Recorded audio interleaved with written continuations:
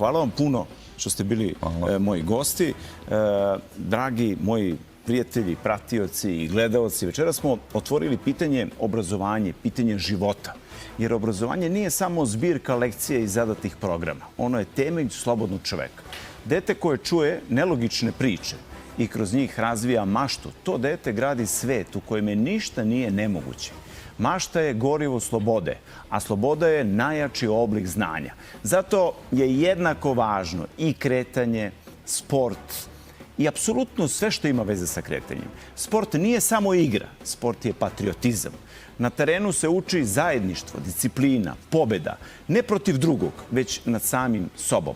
Sport oslobađa telo, a sa telom se oslobađa i duh. I zapamtite, narod bez znanja i bez snage postaje plen, a narod sa obrazovanjem i sportom, narod sa maštom i snagom, to je narod koji niko ne može da pokori.